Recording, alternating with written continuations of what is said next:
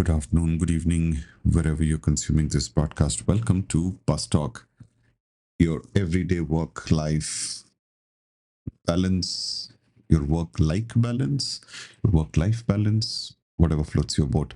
Essentially, it's a podcast where we talk about everything that happens at work, break it down, make it sound simple, and ideas to get you to think, reflect, and probably revisit some of the conversations, discussions, tasks, and actions that you may have taken.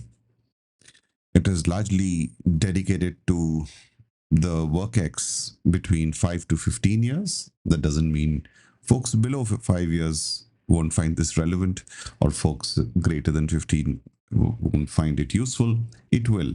If you're a leader, if you are a mid manager, senior manager, senior leader, lot of the content here will resonate with you.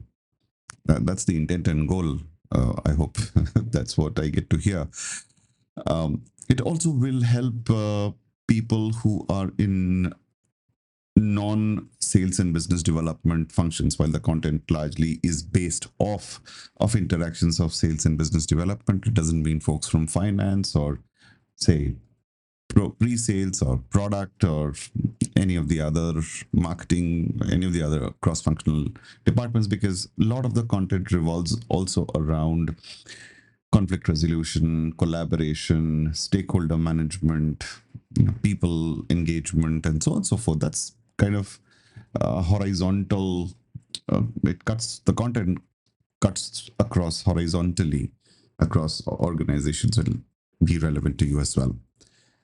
As always, as the week goes by, I pick up one or two interesting conversations that have caught my attention and try and share a few things to think about. In this week, we are going to discuss about the first time visitors to your office, first time foreigners who visit. So if you have a HQ outside the country, and the set of people who have not visited India before, and they are visiting India for the first time, they come with a lot of perceptions, a lot of apprehensions, myths. So this episode will be quite interesting, where we'll try and address some of them, and maybe you can share it with them as well to debunk some of the perceptions and thought processes that they bring. And suffice to say, and hate to bring the spoilers to you, suffice to say, majority go back with a completely positive rethought mindset that, oh, I was thinking completely this way, but it turned out this.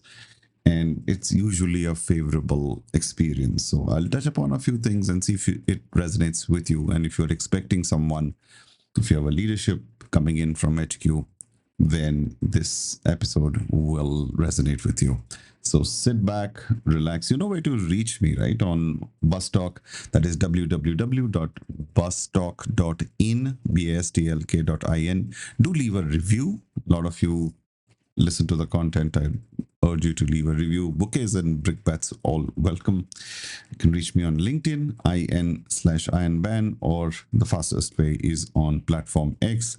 That is hashtag Ionisms, AAYANISMS. You can always go through your comments and suggestions and respond quickly. So, without further ado, let's jump right into this episode of BasTalk.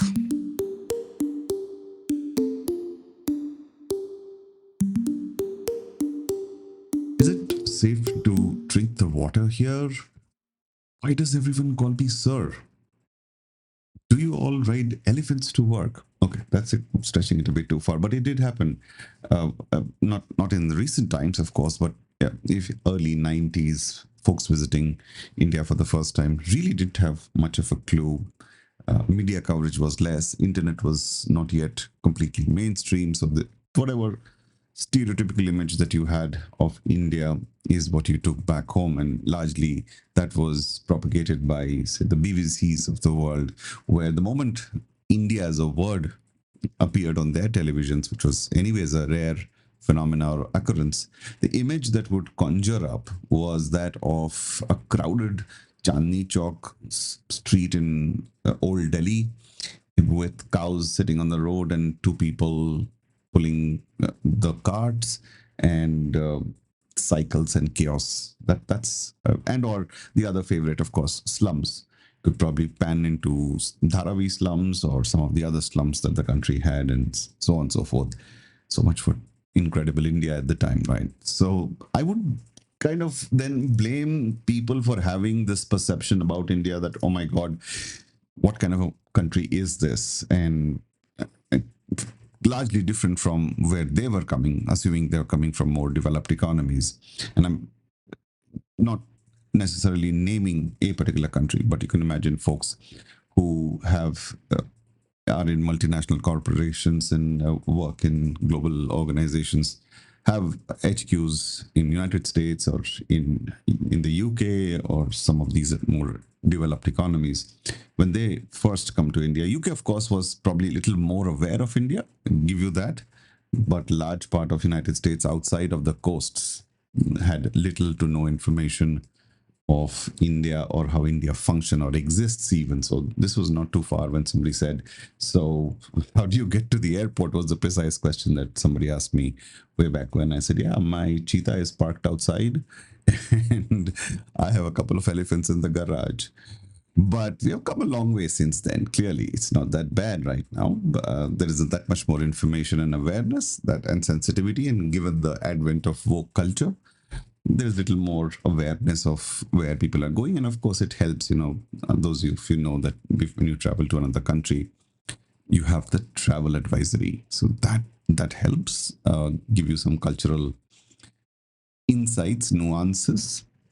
But there is a still, I mean, all said and done, there is still a sizable audience which has never been to India, probably never been outside their state for a longest time, and somehow they're now in a position, probably leading a global role, that they are suddenly faced with the India conundrum. It reminds me of Julie Andrews's Sound of Music. How do you solve a problem like Maria? And it's like they don't want to say it because it will be politically incorrect and it'll be looked upon, frowned upon, looked upon badly. And so, but it's they go googling and go searching what is it India, and clearly when you search you get a whole bunch of a multitude of perceptions and information which is available on online. So if you worked in any global company based in India, chances are you've heard some of these or the variations of these situations, right? So these stereotypes are what guides or misguides a lot of these. And of course, think about movies. When they say India, they associate it with the most common term, and no prizes for guessing, Bollywood. Yep, that's what all India does, run around trees and jump over buildings. And no offense to Rajni sir fans or any of the Bollywood fans, but the perception is that's how the media industry or the film industry works, and that's what there is to the country. In fact, not too far, even across the border, a lot of the narrative often prevails that some of the erstwhile Ekta Kapoor serials that used to be there, the dramatic home dramas that were where people were perpetually uber dressed, like extra dressed with all the jewelry and this and fineries and all that. There was this narrative which I picked up. People said, "Oh, this must be the regular society in India." People were discussing this on national television across the border. That they must be like that because entertainment, life imitates art, was the narrative, and so this must be happening. And I was like, "Dude, what are you smoking?" Um, Clearly, they have very limited information of how the average Indian or the regular folk operate here. And so, if it's happening across the neighborhood, which is close by, you can imagine what happens across the pond, where people have even lesser information and more misinformation. So, in this episode, we will start off with what visitors expect versus what actually happens. The most common fears they have when landing in India, cultural quirks, office vibes, beautiful chaos of the Indian work culture and lingos, and why empathy and open-mindedness matter on both sides. And clearly, if you're a foreigner, if you are one of those based in HQ and have a large audience that tunes into BasTalk from United States, so if you're listening to this and you know people who are about to travel to India, those for the first time, right? And that's the big disclaimer. Those who have been here a couple of times, they have the initial shock value has gone, I guess. And so do share it with them, right? Do share it with them and see if it resonates with them at all. Okay, so let's get started. First impressions and perceptions. I thought I'd be sweating all day. You know, the weather worries. Like they think that India is a tropical country, so it'll be akin to Hawaii, maybe, or was still like the Amazon jungle.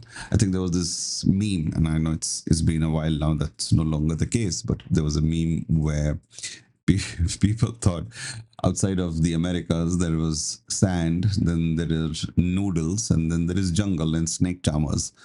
That's the definition of global map.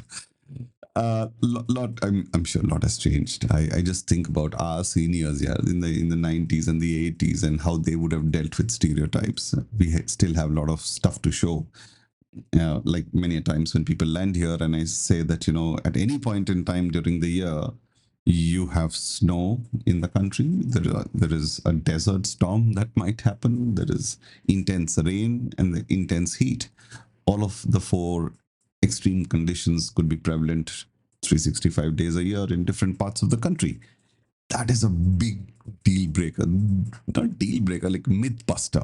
Like the first myth, like, no, you're not going to sweat. We do have air conditioners almost everywhere. And so they, of course, if you land up in May, in the month of May in Delhi, when the outside temperature is 45 degrees centigrade or 47 degrees centigrade, that's in Fahrenheit, is about 110, 113, or 113 to 115 degrees Fahrenheit. You freak out, right? Because by the time you get to 70 Fahrenheit, you're like, my God, it is hot. And so crossing over the 100 mark is scary, admittedly.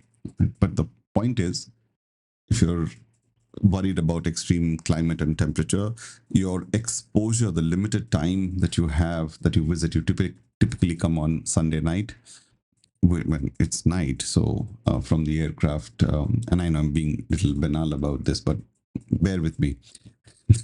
You will be in a air conditioned vehicle that will take you to an air conditioned hotel. Given that you're coming from, say, HQ or whatever, you will stay in a reasonably good classy hotel, which is not just comparable in India. It is probably comparable worldwide. Some of the best hotels in the world are in India. Yes, that could be a surprise to you, but any of the Taj chains, Oberoi chains, and or even the Marriott on La Meridian, some of these chains, they're fairly well appointed.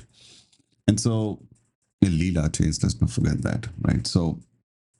And there are many hotels. Even if you're not going to a five-star deluxe, even if you're going to a Trident or which are business hotels, they're very well appointed in good locations and stuff like that. So you don't need to worry about it, right? So your time exposed to the weather is limited.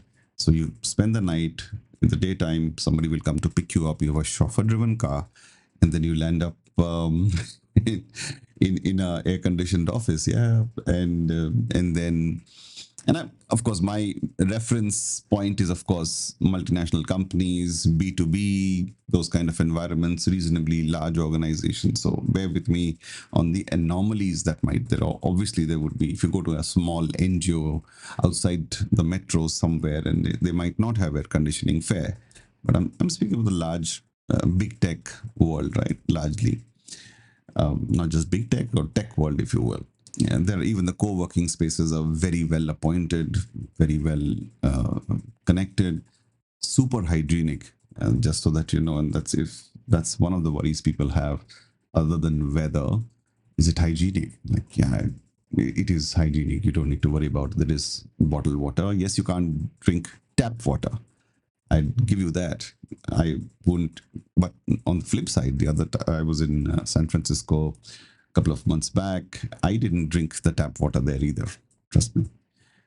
While it was okay, not to say it wasn't, I was a little reluctant, and as advised by some people as well, that yeah, if you're going to be here for some time, if your body suits to it, it's okay because we do drink from the tap. And I was like, okay, but I feel a little uncomfortable, and they weren't like pressing this issue. And so tap water, not just there, in many other places, not probably not a smart idea unless you're absolutely certain. In India, clearly you don't want to do that. That is not what we do. Next, what people fear is that of spicy food getting the deli belly. Yeah, sure, you're used to Alfredo pasta and white sauce and garlic and whatever. And here you suddenly have a contrasting cuisine, which is really an individual thing. Don't generalize. Like, I can understand because you've been having largely a non-spicy palate. Suddenly, if you're introduced to even Mexican palate, for example, you do find that spicy, don't you? Like the spicy salsa or nachos, spicy nachos or tacos or whatever. So you do find that spicy. So it's important for you to note that when you say spicy, there are two components to spicy. Number one is the spicy bit about red chili, which is a no-go even for lot of locals, as in for us local Indians. And then there are multiple spices, which brings about flavors. You have cloves, you have olives, you have cinnamon, you have turmeric, you have a whole bunch of other spices, right? That is different. So do not confuse all the time that when they say chili, spicy, it equals chili. So you can specify or ask, is it spicy, as in from a red chili standpoint, is it spicy from a flavor standpoint? And in those spicy flavors, you also do have a component of red chili. But there are many dishes, give you that, dishes which are largely dominated with red chili. Like, and there are two types, Kashmiri lal and Tikha lal. The Kashmiri lal is which is more for the flavor and the color, whereas the other one is actually the hot stuff. That is the hot shit, if you will. So enough about cuisine, but these are the basics that you need to know, that spicy food always does not mean chili food. And you can specify that I'm okay with spice, but I'm not okay with chili. And then you can take it from there. Then the assumptions about outdated infrastructure or technology. There are some of the things. Do I need to, will there be like pothole roads, and will there be roads at all? Are there freeways? Are there highways that you do? Or, I mean, how is it? It's dusty and all that. The short answer to that perception or myth is yes, there are roads which are broken, which are potholed. Yes, there will be dust and danders, and you ought to. But the flip side of that is that you will be in a air-conditioned, windows rolled up vehicle. So unless the AC filter is broken, you are going to be fine. It's not a that big a challenge. Yes, we do have freeways, very nice 6-lane freeways. We do have highways, state highways, or connecting one state to the other, national highways connecting the country together, and even the main cities, not just the major cities like the metros, but also metro minus ones are very uh, comfortable to drive and be there. That doesn't mean there aren't bad roads here and there. Of course, there are. The amount, what you could realize, the amount of vehicles, the amount of traffic load this country goes through. Think about this, right? There are 482 people per square kilometer. That's the density. As compared to, say, for example, United States is, I think, probably 110 or 118, if I remember correctly, and you guys can correct me if I'm wrong. So the first time I'm thinking that I'm going to have to walk and everything will break down and all that, it's not the case, right? So you can relax on that part. Do you need to take shots before you come there? That again is your personal medical makeup. Many people who come here do not come here, especially those who come here for the second time. I have checked with them and they have said, no, this time I didn't take shots. I'm good. Are there mosquitoes and all? Yeah, there are. There are mosquitoes. And like I said, what you've got to visualize and plan is, are you exposed to that environment for a longer period of time? If the answer is no, then probably not. But as a precaution, if you want to do it, that's fine too. Let's move on. So this is the first impression when you weather, the road, the spice thing, and stuff like that, right? Let's move into the workplace culture surprises. That this is going to be fascinating, right? The formality. Why is everybody calling me ma'am or sir? Why not by my first name? So culturally speaking, I don't know if this is a colonial hangover. It could be one of the things that it was prevalent. And if I were to give you, before I dive into this, if you were growing up in the southern part of United States, and then sir and ma'am would have been part of your vocabulary. Very much on similar lines. Large part of the cultural thing has, I don't know how much of it is a link with the colonial hangover, where our ancestors probably were made to address the Brits as sir, or it was part of the Brit language, right? As I think common language to address out of politeness. I think I err on the side of that it is a polite, respectful gesture. Not just in India, it's there in Philippines, in Vietnam, and you will see this in many other Asian and South Asian communities. Well, it's accepted that if you are a person of importance, seniority, it's a mark of respect, and that is something which sometimes we find it missing when we go back to the United States or visit the United States. It's not that they are being disrespectful, but it's a little more casual. For example, give you a couple of things that culturally surprise us. I won't use the word shock us, but surprise us that, when we, as a senior, for example, enter, we have often found some people keeping their feet up on the chair, on the desk, and generally having a conversation. Now I'll give you that it's not like for the first time. It's not like you're meeting somebody for the first time and you see they've put their feet up on the desk or seat, and you're entering and they're just nonchalantly doing that. Of course, there must be some degree of familiarity, comfort, and all that. That could be the case, but in a like to like situation in India, I would be surprised. I would even say shocked if, despite being familiar and comfortable, you would find anyone put their feet up on the desk while you enter the room. It's unlikely. So the general look and feel of the country and the cultural sentiment is, if you are a visitor, I will grant you the respect uh, and give you the politeness and courtesies that are required. So expect that it's nice. They feel good. They're trying to give you respect. It's not like trying to patronize you or anything of that sort, right? So keep that in mind. And of course, the perceived lack of punctuality versus flexibility. That's a big one, right? When you fix time, and when you say, okay, the meeting is at 11:30 a.m., and then you find people turning up at 11:40, wobbling their heads and saying, yeah, I got delayed, I'm sorry. And then it happens once, it happens again, and you're like, why don't we like start the meeting at 11:40? and then the people turn up at 12. um, in defense of people coming late, there was this ad on a billboard many years back which said, it's better to be Mr. Late than late Mr. No, but can we do a better job at that? Yeah, I think we can do a better job at that. No two ways about it. But it's also a fact that, in India is a very unique geography. Like, remember that, right? We are talking about 480 people per square kilometer. If all of them have vehicles in a small area, how do I explain this to you? Like,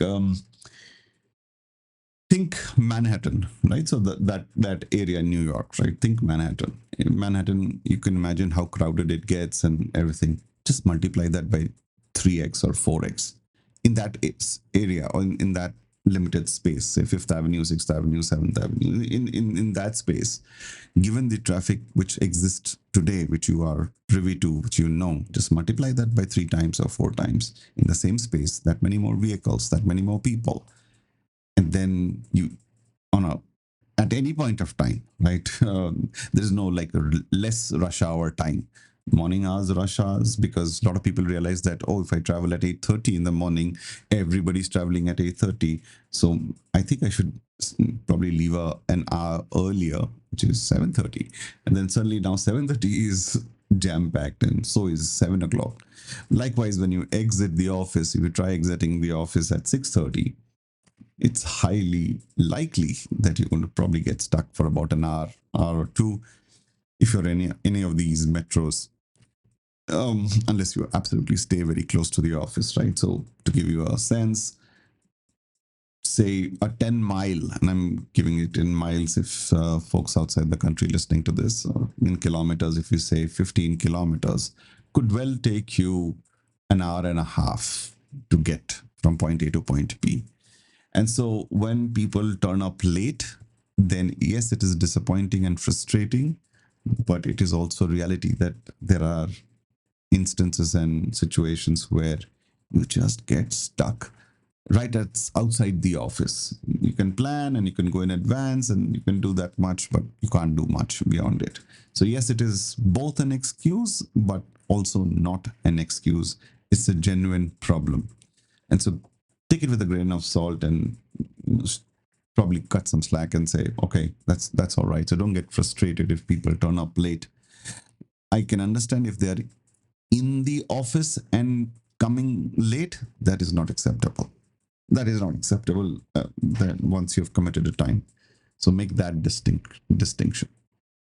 Next thing people think about cultural things is the hierarchy and deference to managers. Like a foreign manager is surprised when their joke falls flat in a room full of respectful nods. Not because no one laughed, but because they weren't sure if they should. Yeah. So you do a wise crack, and there are juniors and their managers seated in the room. While they probably understood the joke, they reserved their expression. That, oh my god, if I laugh and smile, will I don't know how I will be perceived. So India's big to perceptions, very big, as in the corporate world is very big to perceptions. That if you respond in a certain way, your body language and all those things are noted and observed. I'll also stick my neck out and say there is. Well, let me try to put it in a positive frame. Um, I think we need more people with a better sense of humor. A lot of people are a little too serious. You can't blame people for being serious, like they're serious about their job, their career. It's a good thing, right? Not as chilled out. And and especially I'm referring to those people who are in their senior management, or early 40s, mid 40s, those kind of people. Not to say they don't have fun and all that, but they tend to be serious.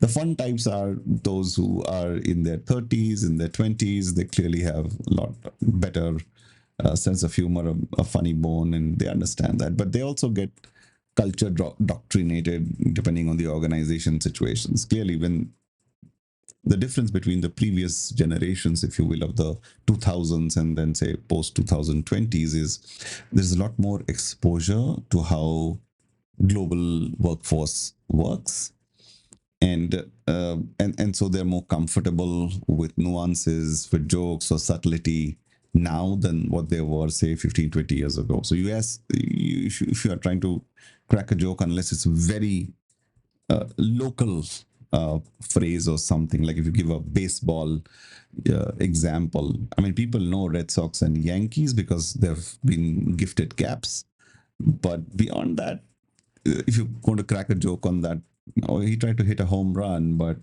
he turned turtle, that might not land as well. Um, so it's a cultural thing. So you will have to balance that out. There is deference to managers. People observe how people react, and so suddenly if they're not opening up, especially when there are these meetings where you say, okay, I want to hear you, this is your opportunity, go ahead and speak, and then some of the questions you get to hear are, you're like, oh my god, it sounds so planted. It sounds so manufactured, prepared remarks. I could have, you might as well have sent me an email instead of, being having a tete-a-tete or a heart-to-heart conversation. That, in my view, is going to be a rarity. That will probably happen, uh, perhaps in a one-on-one over a period of time. I would doubt it if it's going to happen in your first time visit. So expect, or don't expect, that kind of candidness, if you will. Your first visit, if I can just sum that up, will be about being polite. People might even garland you. That's been a practice, and there have been instances where people have gone to receive you at the airport with a garland and all. That is cringe, but well, hey, I've known people to do that, and because the reverse never happens, right? I don't remember any of my friends and colleagues in the United States waiting with a garland, let alone forget a garland, even with a glass of beer, like, hey, welcome, you've come here. Like, they kind of go on with their job. You are a visitor, you block a calendar, and then when we need to meet, we meet and probably have a polite evening supper or dinner, and then that's about it. That's, and I don't find that wrong at all. Like, it's your culture, you do that. I align to the culture that you have. In India, that's the culture where people want to make sure there's an element of respect, there is an element of formality, there is an element of almost like trying to please you so that you're not unhappy. And why is that? And do not mistake it for subservience. Think of the structure of the organization, because if your organization is funding or is responsible for the finances, or the India organization exists because of the HQ, then clearly there is a seniority, and or a parent child kind of a situation, right? And so some degree of, expect some degree of formality there. Let's move on. uh, Culture shocks outside work. I mean, there are more at work. Whatever that I remember: traffic chaos, honking symphonies, and lack of lane discipline. Stop worrying about it. Look at the positive side. That there is so much of traffic that the accidents are fewer. There are less people. There is a less than a million chance of a car pile up that you would probably find on an LA highway than what it is here. In fact, there have been instances in the northern part of the country where uh, in winters there is zero visibility. There is thick, dense fog, smog, whatever you want to call it. There is not even like a 5 meter visibility, and cars with their hazard lights on still reach work with little to no accident because the pace is very slow, the velocity is slow. And so, yes, there is traffic chaos. Like I mentioned, there's so many vehicles. It's a sign of prospering economy. Everybody owns a vehicle. Not just everybody owns a vehicle. They probably own two or three vehicles, and that makes it even more chaotic. Therefore, when the road is overwhelmed with so many vehicles, the traffic discipline goes for a toss. How much can you control? How many can you control? Think of yourself crossing the road. You politely wait for the cars to stop for you, or let the cars go by and then you cross the road. That's normal, right? But what if the flow of vehicles is incessant? If it is by thousands, you keep waiting on one side of the road, you'll never cross the road. So, with all as dangerous as it is, try not doing this alone. Probably allow the localite to help you cross the road by foot if there needs to be such a occasion. People honk a lot, and again, it's an annoying thing, but it's a good thing because there are lots of people on their headphones these days, and honking makes them a little more aware. So look at it like a safety measure that people people honk. and less accidents happen and less people get hurt. So be cool about it as much as you can, or else rely on your noise cancelling headsets. Lane discipline, I already mentioned, right? And then the next one is, of course, personal space differences, warmth versus distance. Is very company culture dependent. If you are visiting a startup, it's likely to be less formal, informal, bean bags, people chilling out, hanging out. A young audience, Gen Z audience, largely will be a little more chilled out. Versus if you go to some of the formal organizations, say the banking institutions, or if you go through some of the formal big tech organizations, a little more formal there. So the warmth and distance, people are well traveled now, especially in this the urban elite. If you are going to tier two cities, that is just outside Mumbai, outside Delhi, outside Bangalore, Calcutta, or Chennai, then you might see the difference a little bit more. I think where out in these tier two cities, and I kind of stick my neck out and say, I find the warmth is a little bit more and the simplicity is a little bit more, and people are a little more welcoming, and I kind of really appreciate it than what happens in the urban metropolis, where people are more guarded. There isn't always a thought process and everything, especially because people are more aware and more um, more woke, if you will. A lot of the woke culture that is prevalent in many places in the world is creeping into mainstream Indian society, which has largely been conservative, patriarchal for the better part. And so it's going through a transition. So there's a different understanding, confused understanding of what is being absolutely liberal, which is a Western definition of democracy, Western definition of freedom of speech, expression, versus a limited freedom. I know it's an oxymoron. The limited freedom of speech and expression, because what works, say, in the United States or Europe or Australia, does not work in India. That is quite clear. There's couldn't be any doubt about it. And so that gives me the perfect segue to talk about the touchy points. Religion and rituals often see that you might bump into.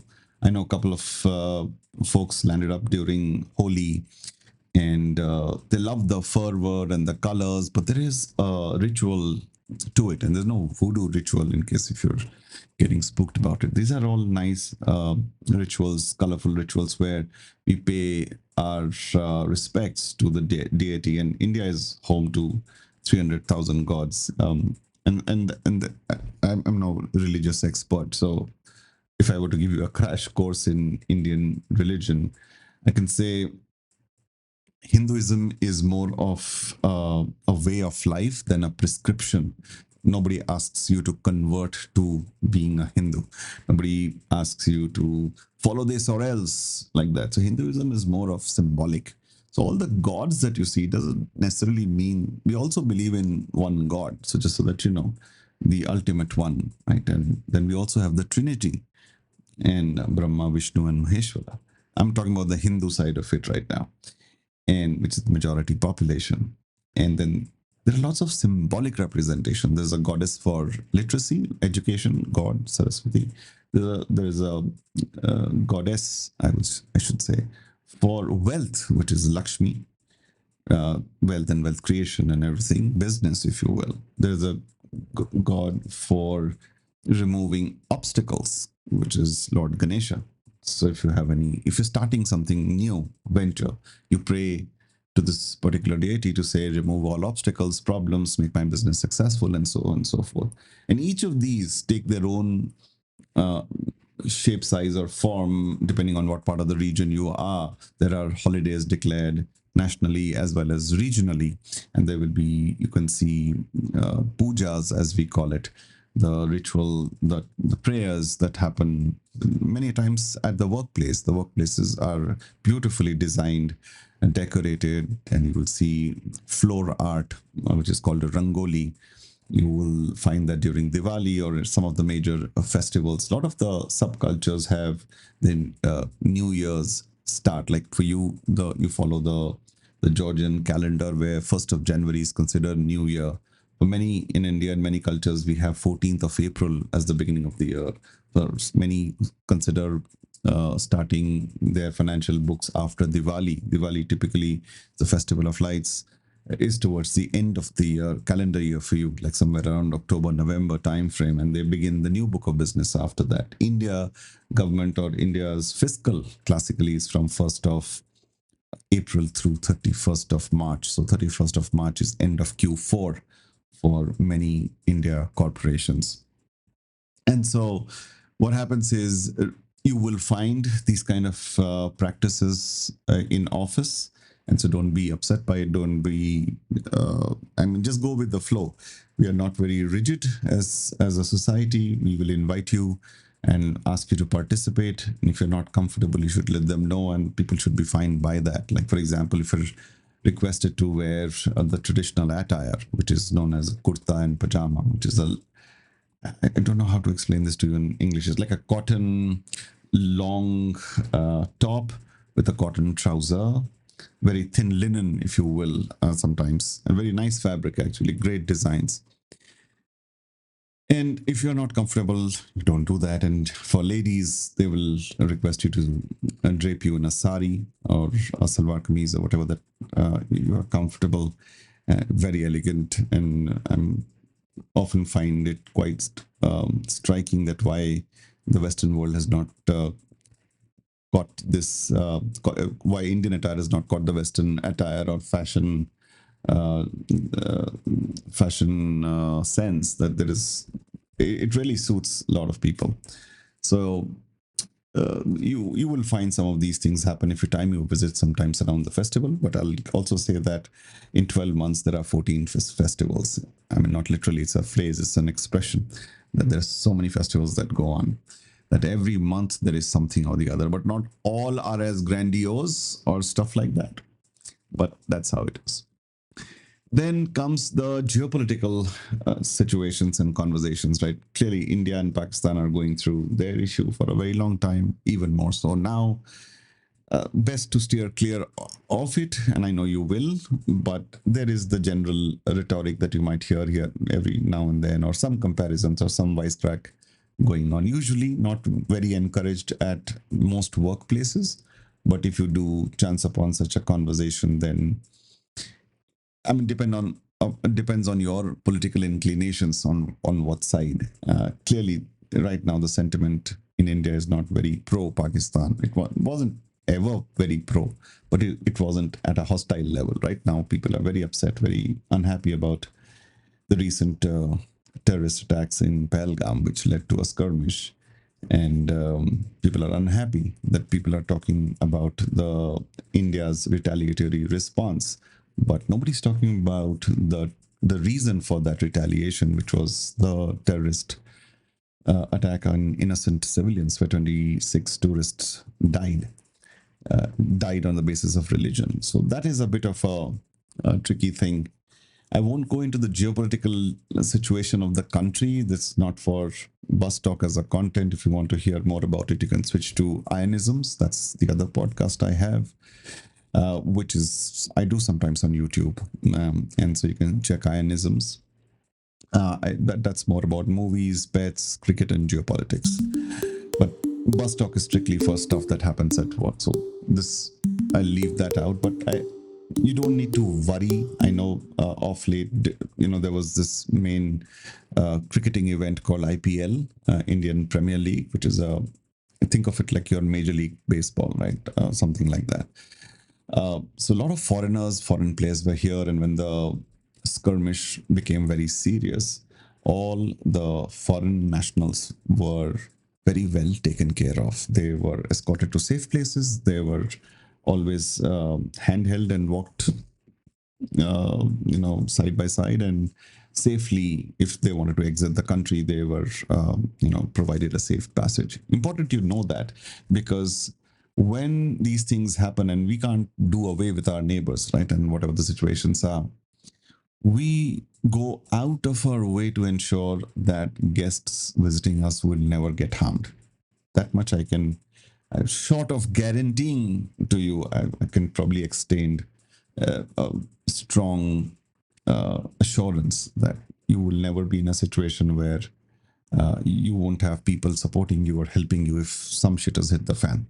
That you don't need to worry about. Of course, there'll be general apprehension and worry is fair, but don't panic. The country is very big, and that's one of the things people don't realize. India is a large country. You're talking about almost 4,000 kilometers, 3,000 odd kilometers of territory here and there, and a lot of states, 28 states, and lot of airports. You can, if one airport is not functioning, you can go from another airport, and so on and so forth, right? So sometimes the media never covers that how much the infrastructure development has taken place in the country.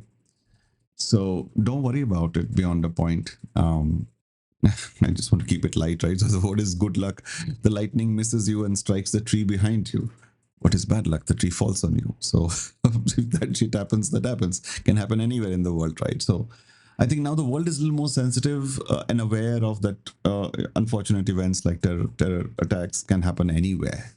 Nothing to do with a particular region. But if you happen to be in one, you will find people who speak English and will be able to support you and get you out of whatever place that you're stuck in. So keep faith in that. That's more or less that I can touch upon in this episode. There is a lot more, right? When it all I want you for foreigners, for the first timers, keep an open mind. Have a localite to travel with you when you're in India for the first time, and be absolutely open about exploring a newer side to the stereotype that you've been brought up about or fed about or know about India. And so, and trust me, I'm no tourist ambassador of the country or that kind, and I'm not trying. I'm trying to give you as neutral a perspective as possible, because when we were before we first traveled to United States, when it was my first time, my assumption was that all of United States is like Manhattan. Like, oh, that's how US going to be. But that is what the media image always projected us to be. And then we realized that there is a Queens, there is a Bronx, there is there is other areas in San Francisco. If you go down Oakland, if you go down other places, and then oh, that's a different side to the story.